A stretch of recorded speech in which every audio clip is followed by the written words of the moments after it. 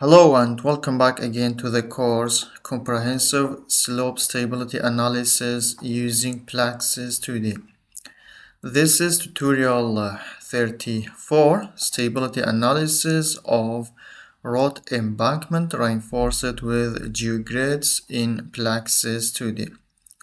So in this lecture, we will simulate a reinforced road embankment, and the reinforcement will be using geogrids as a reinforcement material, and this is the geometry and soil stratigraphy of our problem for this example.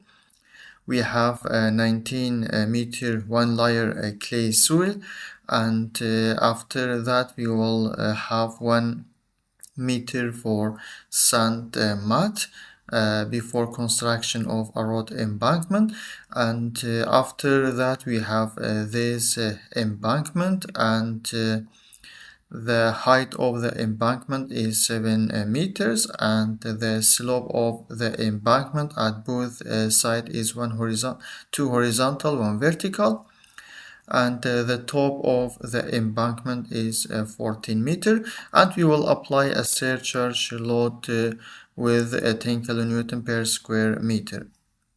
So the purpose of this lecture, you will understand how to model reinforcement in PLAXIS 2D using a geogrids, and also how we can assume or find the material properties for a geogrids, which is axial stiffness in kilonewton per meter in PLAXIS 2D. Also, how this reinforcement or inclusion of reinforcement, how it affects the factor of safety of the embankment. And as you can see, it is better right now.